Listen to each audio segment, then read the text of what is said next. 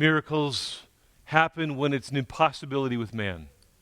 When it's something that you can't repair, it's something that you can't fix. And all of us get into those situations.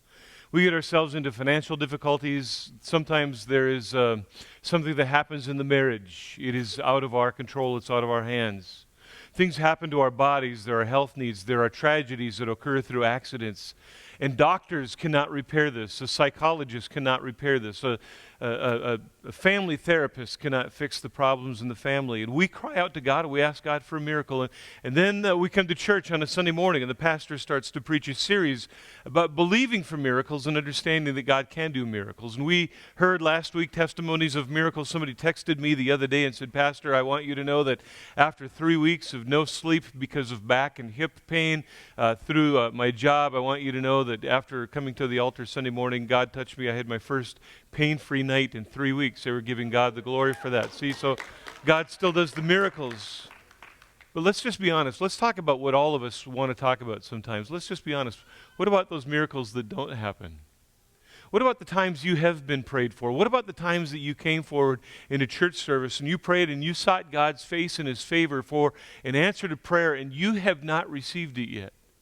Isn't it true that all of us, when we don't hear the answer to our prayer right away, we can become a little jaded maybe about God. We can become a little bit cynical, maybe somewhat skeptical, wondering, why is it that God seems to answer everybody else's miracle prayer, but He hasn't answered mine yet? We can get a little bit of a negative attitude and wonder, God, where are you? And so what we tend to do is we start to interpret God's inactivity for apathy. We think that because God is doing nothing in our life, God doesn't care about what's happening in my life. We think that since God is absent when I pray, He's apathetic when I pray, there's just inactivity when I pray, that God must be apathetic to my problems. And so we start to wonder, are the miracles, are they still for today? I believe the miracles of the Bible. I believe the miracles that I've heard about in other people's life. But let's just be honest, for our own lives, we wonder sometimes, God, where are you? Doesn't it sometimes seem like God doesn't care about the things that we cry out for? And it's things that are completely out of our control. We have no control over those situations. We're going to read a story right now in Mark chapter 4, that I want to encourage you with and help you understand the principle in the story. It's a story in the life of Jesus Christ. I love the everyday stories about Jesus. This is a day in the life of Jesus and the 12 disciples that followed Him. Jesus had been teaching all day long along the banks of the Sea of Galilee. The Sea of Galilee is still there today in Israel, the northeast part of Israel. It's a body of water that's about 8 miles across at its widest point and about 13 miles long from top to bottom. Jesus stood in a boat to preach that day because if any of you have been along the shore of a lake, you know how brilliantly the sound can carry as you're out in the water. And so Jesus stands in a boat and at some point got on the shore and He was there with the people. But now Jesus initiates a change in the plans or some plans for the disciples. And in Mark chapter 4, beginning in verse number 35, now Mark was not an eyewitness to this, but Mark gathered eyewitnesses together years later and wrote down with such detail. He was so careful to record the detail about this particular event in the life of the disciples as they were with Jesus that day. So the story reads like this in Mark chapter 4, verse 35, if you want to follow along. It goes like this: as evening came. As evening came, I don't know if the sun had set yet, but would soon set. Jesus said to His disciples, let's cross to the other side of the lake. He doesn't tell them why they want to cross to the other side of the lake, why they need to go to the other side of the lake. He's the rabbi, He's the teacher, He's the one that calls the shots. So Jesus has initiated this with His disciples. I don't know how large the boat is that they're going to use. I don't know if it would be an oar in each hand or just one in the hand, but we've got 12 disciples and Jesus crawling into a fishing boat that was so common along the shores of the Sea of Galilee. The story goes on in verse 36, so they took Jesus in the boat.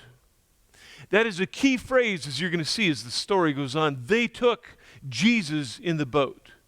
They made an invitation for Jesus to come into the boat, and they started out leaving the crowds behind. Can you put yourself in the boat that evening? We've maybe all been on a boat, but some lake in the evening time. The waters are calm. The winds are calm. And I would imagine myself as one of the disciples pulling at the oars with my back to the bow of the boat, pulling at the oars, just slowly going across the waters.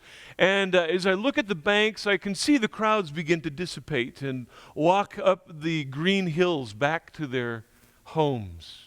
Maybe some remained. I would imagine some fires burning along the shore. And they watched Jesus and the disciples begin to row out into the middle of the lake. It looks like a great opportunity to spend time with Jesus. But the story changes in verse 37. Mark says, soon a fierce storm. Most storms are fierce.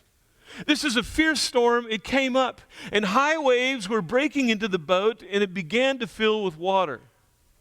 I'm not really a great boat person, but here's what I know about boats. When I am in a boat in the middle of any body of water, I want dry in the boat and wet outside the boat. Are you with me? I want it dry where I am in the boat, no water in the boat. But Mark says that the storm came up with such ferocity that the waves began to break over the bow of the boat, over the sides of the boat. The boat was going up in the waves and down in the waves, and water was coming into the boat.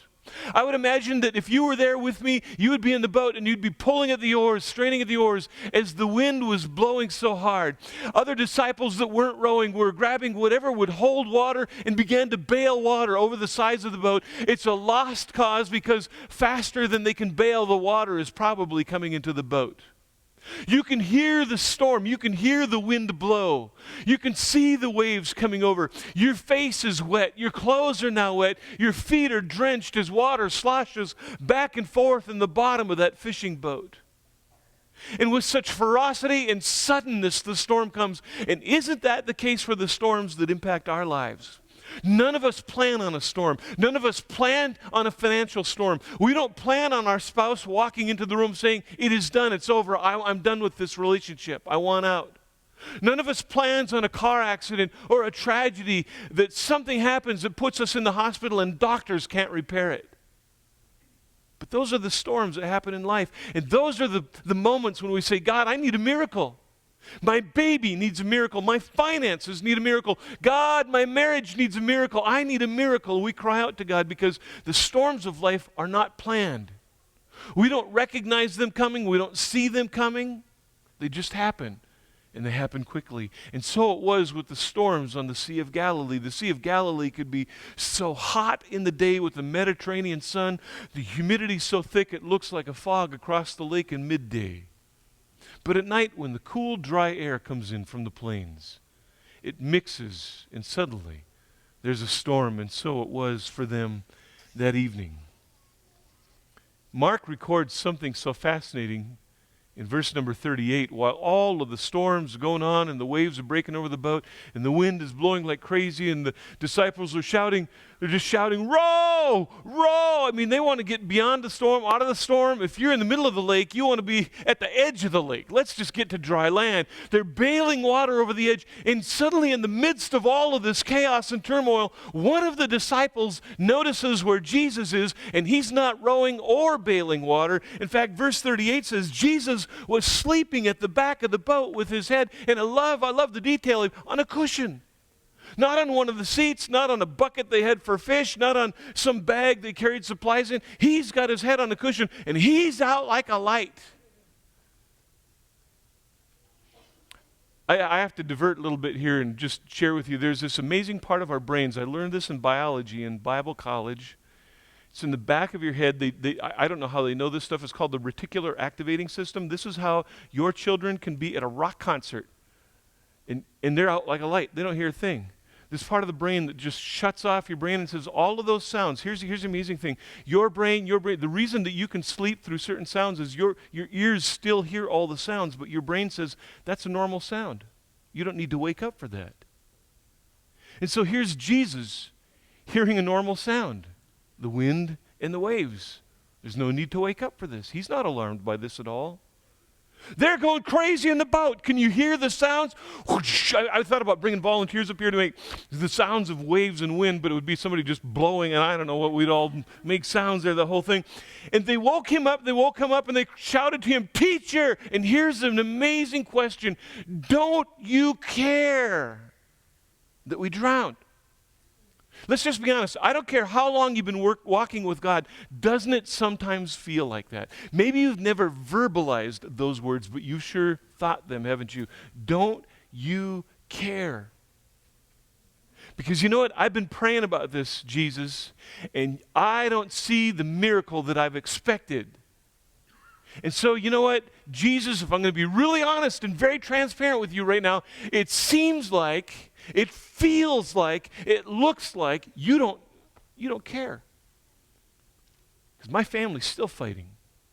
My parents are still screaming at each other. I'm still without a job. I still don't have a place to live. I still can't change my spouse and help them see the realities of how much I love them and drawing them to God and fixing this. God, nothing's happening. Don't you care? The disciples said, don't you care? We asked the same question. They really didn't know yet, however, who Jesus was. They didn't understand who was in the boat with them. That's the key. I want you to understand that when you have a relationship with God, you better know who's in the boat with you. You better know who Jesus is. Now, had they known who Jesus really was, I don't know what difference it would have made for them, because even in the midst of panic, you can still have peace. That's the amazing thing about being a follower of God. Even in the midst of panic, you can still have a peace. They'd seen Jesus open blind eyes by this time. They'd been with him long enough to see miracles that Jesus had done, but nobody, well, somebody could heal blind eyes and open deaf ears. What can you do about the weather, right? What can you do about the weather? The people we watch on TV sure can't do anything about the weather, can they? Eh? But here's what I love in the story. Jesus responded. Jesus responded. Jesus responded. Verse 39, when Jesus woke up. I wonder what it was like. Jesus, don't you care? I mean, how long? I mean, some people wake up right away and have a song in their heart, and other people, you could, whatever, just Jesus. And they finally woke him up, and Jesus woke up, and he rebuked the wind. Rebuking it, he spoke to the elements. He spoke to the elements. He said, silent. Be still, he shouted, I would imagine, so the disciples could hear him. And he had to shout above the sound of the wind and the waves. And then I love what it says. It says, suddenly the wind stopped. And there was great calm. Can you imagine this? You're in the boat, oars still in your hand, and suddenly not a wisp of wind. Everything, whatever sails on the boat, the clothing they were wearing, it just suddenly drops flat. The waves fall flat, and the sea is as glass, and all you hear is the gentle lapping of water against the side of the boat. Put yourself in that position. What would you be thinking? Well, the disciples, verse number 40 says, well, first of all, they had a question for Jesus. They wanted to know, Jesus, don't you care? Don't you care? It's the question all of us have asked or thought. Don't you care, in frustration? But then Jesus in verse 40 has a question for them. Why are you afraid? I'll tell you why I'm afraid. My marriage is failing. I don't have a job. I've got a diagnosis from the doctor. I can give you 100 reasons why I'm afraid. It's a fair question that Jesus would ask us, because if we really know him, the implication is we shouldn't be afraid. He says, why are you afraid? Do you still have no faith? Why are you so afraid? You see, the more we know Jesus, the more faith we have. The more faith we have, the less fear we have. We can still have a kind of a sense of panic, like, oh, what are we going to do? But in the midst of that, there can be such a sense of peace, because we know who Jesus is and what Jesus can do. And even though I don't see Jesus moving and acting in this moment, it doesn't mean that Jesus is inactive in any moment. Jesus' inactivity is not a sign of his apathy. It doesn't mean that he doesn't care. And so Jesus said, look, why are you so afraid? Why do you have so little faith? Why do you have so little faith? I think I know the answer why we have so little faith, because we just don't spend enough time with Jesus, who's the author of our faith. Faith, you understand, isn't believing without proof. Faith isn't believing without proof. That's not what faith is. It's trusting without reservation. It is trusting, saying, you know what, no matter what happens in my life, no matter what circumstances look like, no matter what the diagnosis is, no matter what happens in my home, no matter what's going on, no matter how quiet it might be at the end of my prayer, I will still persevere and trust God. Because we don't really have a whole lot of options. And you understand that nobody ever gives birth to full-grown faith. Faith is something that God works on to grow and develop in our life and throughout our life. I tell this to people all the time. When you first come to faith in Jesus Christ and you first are a brand new follower of Jesus, you just pray and ask God for everything right then, because it seems like God answers all those prayers. But the more you start walking with God, it seems to be a little bit of a character development in all of our lives, and God works on those things in all of us a little bit. So he says, why are you so afraid? Why do you have so little faith? And then I love the disciples' response in verse 41. The disciples were absolutely terrified. And here's why they were terrified. Who is this man? I mean, we've seen him do miracles, but we just, it's mind-blowing to conceive that he could control the elements. I mean, the elements are a lot bigger than somebody's blind eyes or somebody's deaf ears. These are the elements. This is a storm. They'd been in storms in the ocean before, the Sea of Galilee before, and there was nothing they could do about it. But here this man just simply spoke to it, and instantly there was a great calm. Who is this man? They asked each other. Even, this is mind-blowing to me. Even, like, we've seen miracles. We've seen him feed thousands of people. We've seen him raise dead people back. But even the winds and the waves obey him. Who is this guy? And it demands the answer. The answer is, well, he is the Son of God who can do anything. He's the Son of God who can do anything. It doesn't matter what your circumstances are. It doesn't matter how long it's been since you prayed. And it just seems to be this huge gap between your need for a miracle and God's answer to prayer. What do we do in that gap time? What do we do in the gap time? What do we do in the midst of that? There's a prophet in the Old Testament I think has an answer for us. The guy's name was Habakkuk. I don't know if I'm pronouncing it right. But I like what Habakkuk says, because Habakkuk, he records for us an attitude that all of us must possess. When we've prayed for a miracle, we need the miracle, we desire the miracle, we long for the miracle, we yearn for the miracle, we desperately plead with God for a miracle, and it seems like nothing is happening. Look what Habakkuk says, chapter 3, verse number 17. He says this, even though the fig tree has no blossoms, and there's no grapes on the vine, even though the olive crop fails and the fields lie empty and barren, even though the flocks die in the field and the cattle barns are empty. He's not done yet. In other words, when it seems like everything is a disaster and nothing is working, when it seems like a disaster and nothing is working, and it looks, it feels, from all appearances, absolutely hopeless, what are you going to do? You know what he says he'll do? Look at the rest of the verse. I will rejoice in the Lord, and I will be joyful in the God of my salvation. That's what you do. You keep believing and expecting the miracle until the miracle happens. The disciples were in a storm, but here's what's so amazing about this story. The disciples were in the storm. The disciples were in the storm, but you understand at the beginning of the story, they took Jesus into the boat. They took Jesus into the boat. You know, there's a lot of people that live around you. They're in your apartment building. They're down the street. They're on the same block as you, that are going through a lot of the same crises that you are, but they don't have Jesus in their boat. Here's the question, and I put it on the screen for you this morning for you to answer. Do you have Jesus in your boat? Do you have Jesus in your boat? Because when you have Jesus in your boat, you can weather any storm.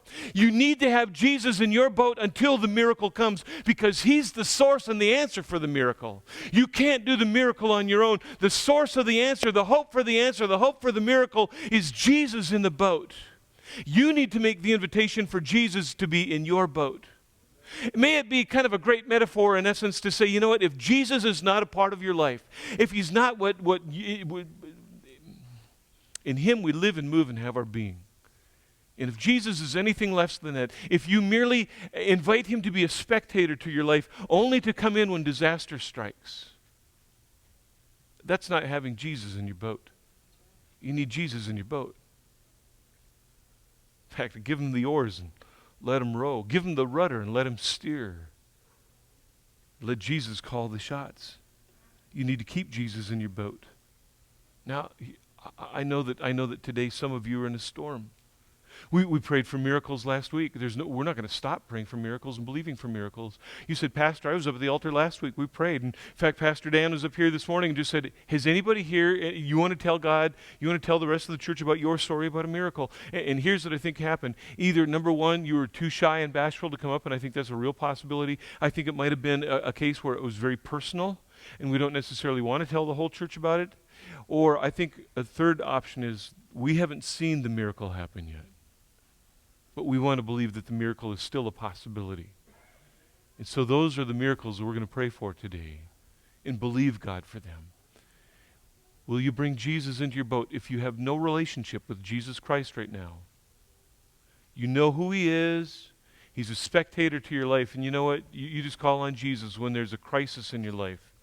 When you need the miracle, you call on Jesus. The rest of the time, it's like, Jesus, you just go in the other room and let me do my thing.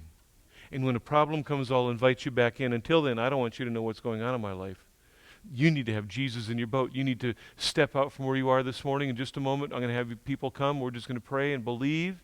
You need to invite Jesus in your boat. For others of you, your prayer is a little bit like Habakkuk. You're going to say, you know what? I don't see the miracle yet. In fact, things look kind of bleak right now in my home, in my marriage, my finances, the job, circumstances all around me. But you know what? Even in the midst of that, I will still rejoice, because what other options do you have? Jesus is the option for us. Will you stand to your feet with me today, church?